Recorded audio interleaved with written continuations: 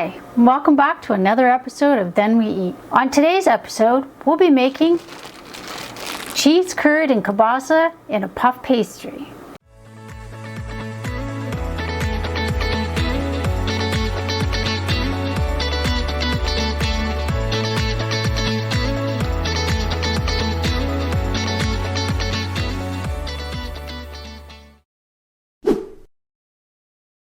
This is a pretty quick and easy meal to get, especially if you're busy during the week and you don't have a lot of time for supper. There's not many ingredients involved in this one, so let's get started.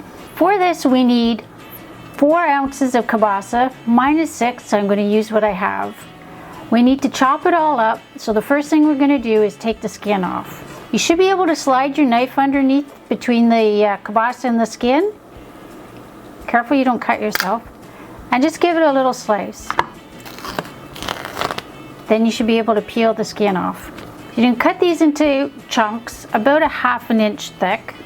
I'm going to start by slicing them round and then I'll cut them into chunks. So you want your chunks about that size. So there's our kielbasa cut out. Now the next thing we need to do is we need to fry it. Now the last time I made this, I made it with just the curds and the kielbasa, but this time I have some leftover peppers and onions from a sandwich we made the other night, the Western grilled cheese. If you haven't seen the video, check it out here or here.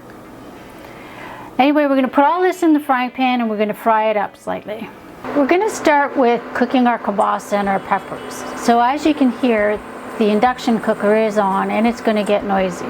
I'm just going to wait a minute for it to heat up slightly. Then we're going to add the kielbasa, the peppers, and the onions. I'm using a regular frying pan, which is not a non-stick, so I'm going to add enough butter just to coat the bottom of the pan. Once the butter's melted, you can start adding your kielbasa and your peppers.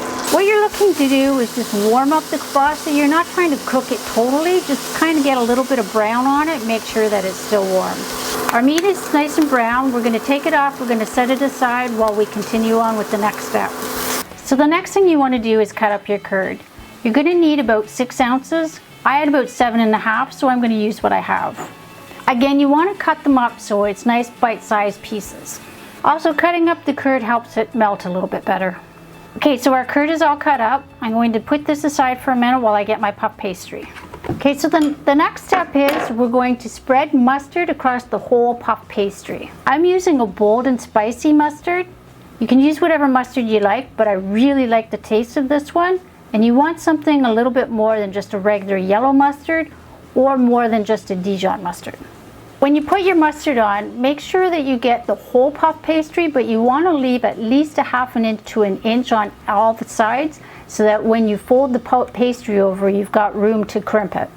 So we'll give it some mustard. If you don't like mustard, I would suggest not using very much. I would highly suggest not skipping this because you do need the flavor of the mustard to go with the kielbasa. That's about all the mustard that we're going to put on this one. Again, as I say, if you like more mustard, you can add more. Now it's time to assemble our pastries. We're going to start by putting the kielbasa on only half of the puff pastry. Again, you're going to make sure that you don't go all the way to the edges. And now we'll add the curd. My pastry is starting to get very full, so I'm not going to add the rest of the curd. I used about 6½ ounces. Now the next thing we're going to do is just fold our puff pastry over, curl up the edges, and crink it with a fork. Okay, so our puff pastry is filled, the edges have been crimped.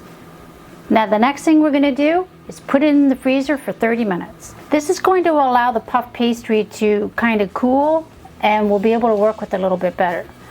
We're supposed to cook this on a lined parchment paper, but the best way to do this is to just leave it on the piece of paper that your puff pastry came in, just put it right into your pan, and after it comes out of the freezer, you'll be able to take it off of the paper and put it on your parchment. Into the freezer it goes. We'll be back in 30 minutes after it comes out of the freezer. And welcome back. We're almost at the 30 minutes. Our puff pastry is still in the freezer. One of the things I forgot to mention is this does make a very nice appetizer. Instead of folding the pastry over top, you could have put it flat and rolled it all up, baked it, and then you could have cut it into little slices.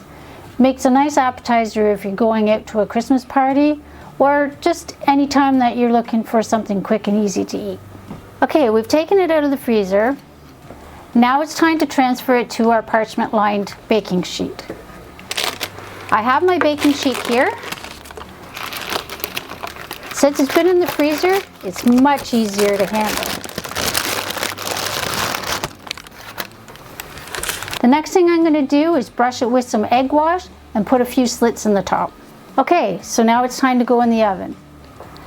We're going to bake it in at 425 degree oven for 30 minutes, and when it comes out, we're going to let it cool for 20 minutes. So we'll see you when it's time to cut. And welcome back. We've taken the pastry out of the oven and it's been sitting for 20 minutes. It's ready for a taste. Okay, so now I'm just going to cut a little piece to try.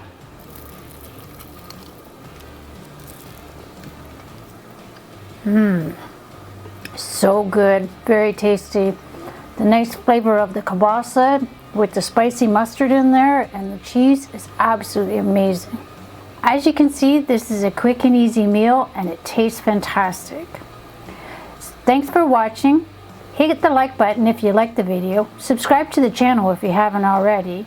And comment down below, what would you like to see us make next?